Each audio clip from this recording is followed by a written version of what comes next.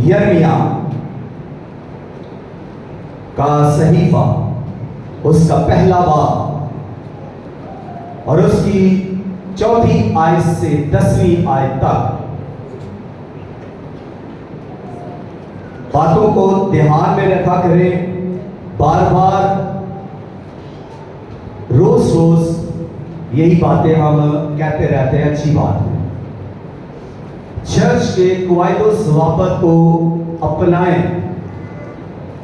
Church में आकर worshipper बन जाए, ओबीडिएंट हो जाए, भूल जाए कि आप कुछ हैं, आप कितने क्वालिफाइड हैं, भूल जाएं कितने आप ज़हीन हैं, भूल जाएं। आप ये याद रखें कि आप खुदा की तमजीद और उसकी इबादत करने के लिए यहां पर आए हैं सिर्फ।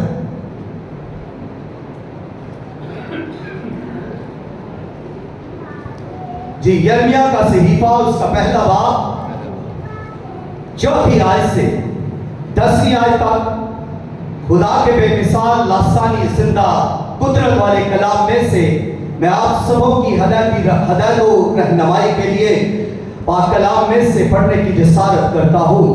तब खुदावंद का कलाम मुझ पर नाज़िल हुआ और उसने फरमाया, इससे पेश कर कि मैंने तुझे बतन में खलक किया, मैं तुझे जानता था और तेरी विलादत से पहले मैंने तुझे मखसूस किया और कौमों के लिए तुझे नबी ठहराया। तब मैंने कहा, हाय खुदावंद खुदा, देख मैं बोल नहीं सकता क्योंकि मैं तो बच्चा हूं। लेकिन खुदावंद ने मुझे फरमाया, यूं ना कह कि मैं बच्चा हूं, क्योंकि जिस किसी के पास मैं तुझे भेजूंगा तू जाएगा और जो कुछ मैं तुझे फरमाऊंगा तू कहेगा। तू उनके चेहरों को देखकर न डर, क्योंकि खुदावंद फरमाता है, मैं तुझे छुड़ाने को तेरे साथ हूं। तब खुदावंद ने अपना हाथ बढ़ाकर मेरे मुंह को छुआ और खुदावंद ने मुझे फरमाया, देख मैंने अपना कलाम तेरे मुंह में डाल दिया। देख आज के दिन मैंने तुझे कौमों पर और सल्तनतों पर मुकर्रर किया कि उखाड़े और उठाए और हलाक करे और गिराए और तमीर करे और लगाए। खुदा के कलाम के पढ़े सुने और कबूल किए जाने पर खुदा की कसरत के साथ बरकत हो। जिस सब कहिए आमीन। यिर्मयाह की बुलाहट, मज़मून है यिर्मयाह की बुलाहट, द कॉलिंग ऑफ यिर्मयाह, यिर्मयाह का बुलावा, यिर्मयाह की बुलाहट। और इसको हम 3 स्टेप में सीखेंगे। पहला है, खुदा आपको पर्सनली जानता है, खुदा पर्सनली आपको जानता है। और दूसरा स्टेप ये कि खुदा जब आपको कॉल करता है तो वो मकसद के साथ आपको कॉल करता है, यानी खुदा आपको मकसद के लिए कॉल करता है, बुलाता है। एक मकसद के तहत आप बुलाए जाते हैं। और तीसरी बात या तीसरा स्टेप जो है वो ये कि खुदा अपना इख्तियार देता है, खुदा अपनी पावर देता है, पावर यानी एम्पावर करता है, ताकत बख्शता है, जोरावर कर देता है और खुदा साथ रहता है। तो इस तरह से हम इन 3 स्टेप में से इस मैसेज को सीखेंगे। पहला जो यिर्मयाह की कॉल है, यिर्मयाह का बुलावा कोई ऐसा बुलावा नहीं है। यिर्मयाह को खुदा ने एक मकसद के तहत बुलाया। यिर्मयाह की कॉल हमें याद करवाती है कि वो आज भी खुदा हमें बुलाता है, आज भी खुदा हमसे बात करता है, आज भी खुदा हमें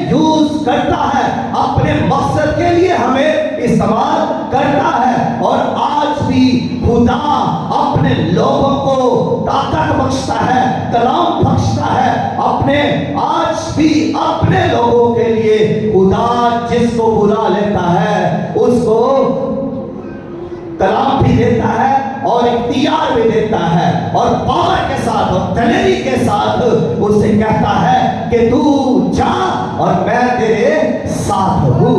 ये है यिर्मयाह का बुलावा और किसी में आपका भी बुलावा है।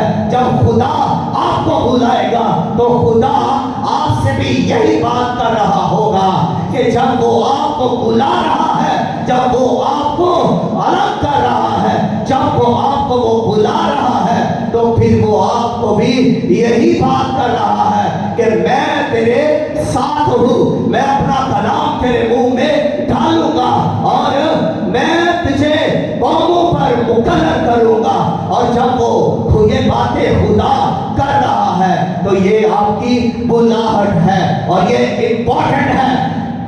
सेमिनरी, किसी भी सेमिनरी से ज्यादा अहम बुलावा है, तालीम है। किसी भी मिनिस्ट्री से ज्यादा अहम आपकी कॉलिंग है, आपका बुलावा है। और किसी भी अहम काम से ज्यादा, किसी आपकी तालीम से ज्यादा, आपके नॉलेज से ज्यादा, आपकी अपनी पर्सनालिटी से ज्यादा आपका इलाही बुलावा है, आपकी इलाही असाइनमेंट है, आपकी वो बुलाहट जो खुदा की तरफ से है वो इंपॉर्टेंट रखती है, वो अहम है, वो जरूरी है और उस जैसा और दूसरा काम नहीं। अगर आप बुलाए गए हैं और आप ये कह रहे हैं कि मैं बहुत अच्छा गाता हूँ और आप ये बुलाए गए हैं और अगर आप ये कह रहे हैं कि मैं बहुत अच्छी प्रीचिंग करता हूँ या मैं बहुत अच्छी दुआ करता हूँ या मैं बड़ी ताबेदारी के अंदर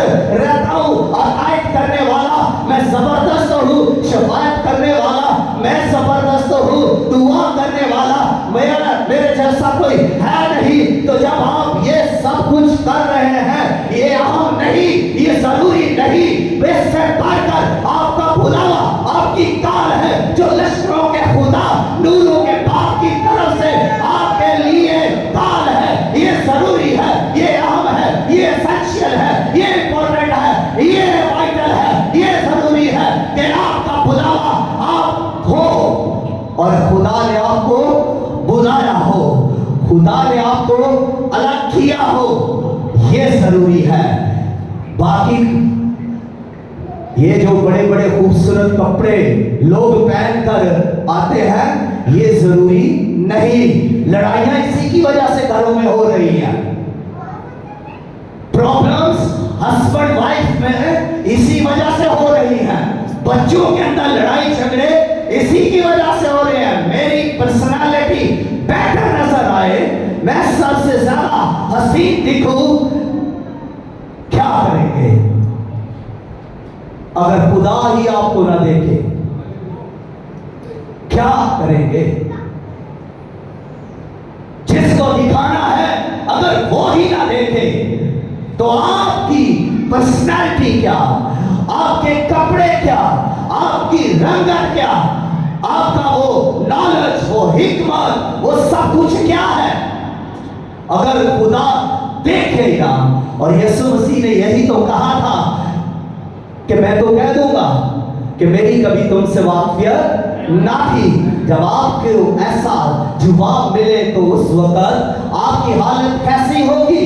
क्या मुंह में कोई बात रहेगी? मुंह बंद हो जाएंगे। आज जो बड़े बड़े मुंह खोलते हैं ये बंद हो जाएंगे। खुदा का सामना कौन कर सकता है? और खुदा आपको अगर देखना ही नहीं चाहता तो फिर आप क्या करेंगे?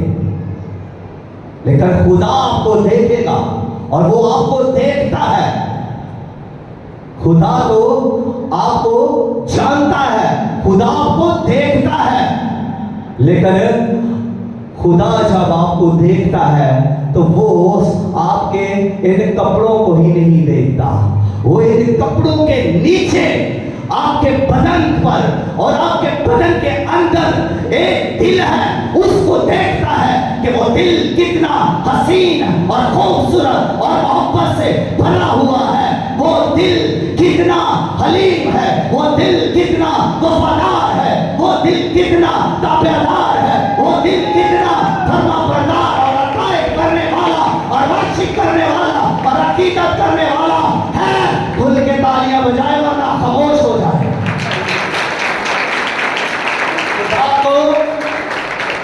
खुदा को कैसे लोग चाहिए? एक्टिव, सरगर्म। अगर आप तालियां बजा सकते हैं ठीक है, वरना ये इंग्लिश तालियां मुझे नहीं चाहिए। आप पंजाबी हैं, खड़क के बोले बाबा जी जरा फिरो, हालेलुया का नारा, खड़क के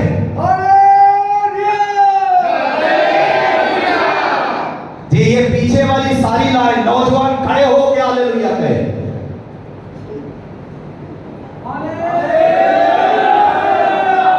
प्रेज़ गॉड। खड़े जोश में रहें, रूह की कुव्वत के अंदर रहें, रूह के जोर में रहें तो बरकत पाएंगे। ढीले हाथों में बरकत नहीं है, सब जानते हैं, जानते हैं फिर भी है? कलाम को पढ़ते हैं, जानते हैं फिर भी सुस्त कुंवारियां की भी मिसाल है। तो आपको कैसा बनना है? दलेर, चुस्त, चौको-चौबंद और पंजाबी, जोरदार नारा लगाने वाला। हालेलुया।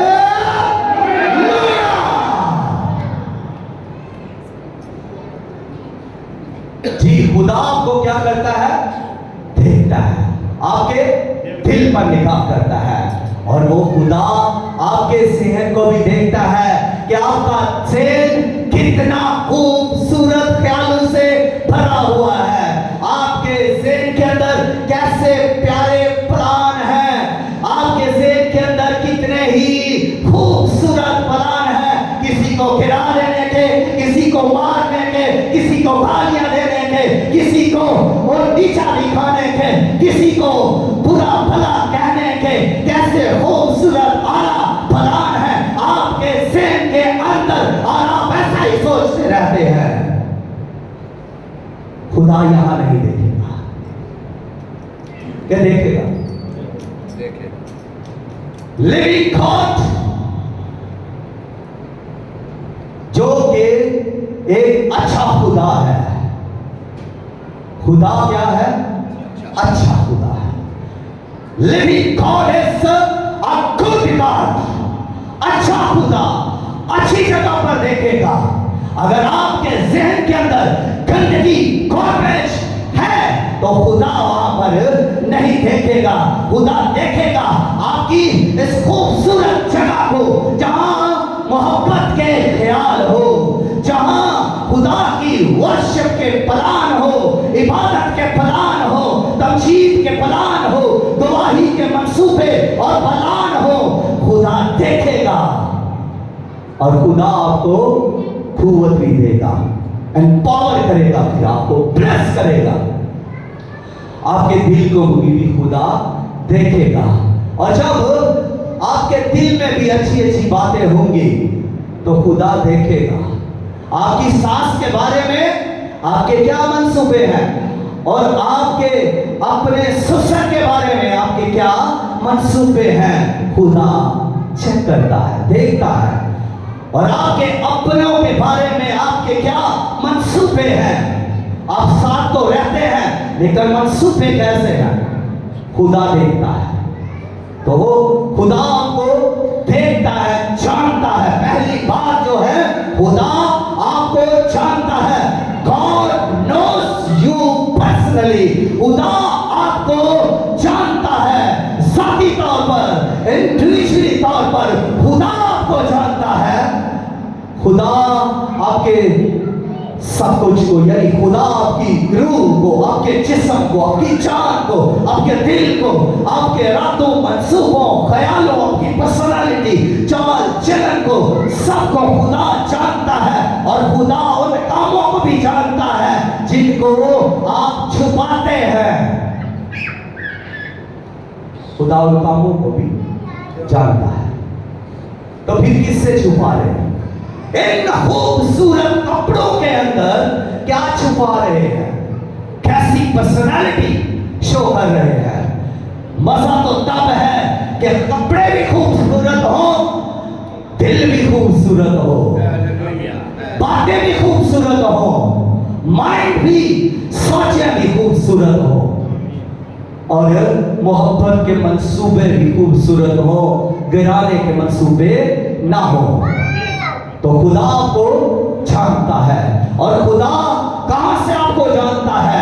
खुदा बाइबल मुकद्दस के अंदर इस पैसेज में यिर्मयाह से जब बात कर रहा है, जब यिर्मयाह एक छोटा बच्चा है, एक टीनएजर है, एक नौजवान है, और जब उससे खुदा एनकाउंटर करता है, मिलता है, उससे रूबरू होता है, तो खुदा उसको बता रहा है कि मैंने तुझे चुन लिया है इस मकसद के लिए, बुला लिया है, मैंने तुझे कौमों पर नबी मुकर्रर कर लिया है। तो वो ये कह रहा है खुदा से कि मैं तो बच्चा हूं, मैं बोल नहीं सकता।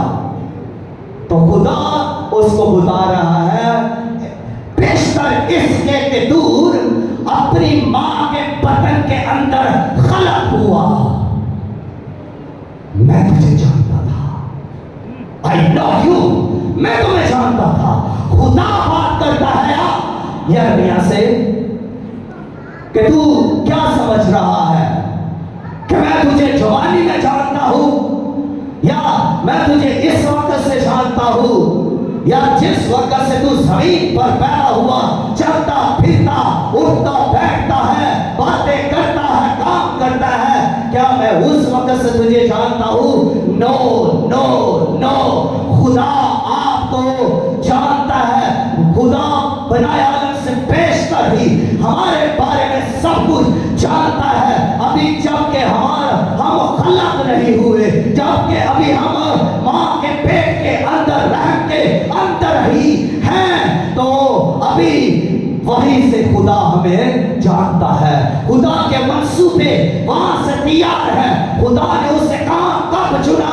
दूसरी बात, जब खुदा उसे जानता है तो कहां से जानता है, और जब खुदा उसे महसूस करता है तो कहां से करता है? मां के पेट ही से।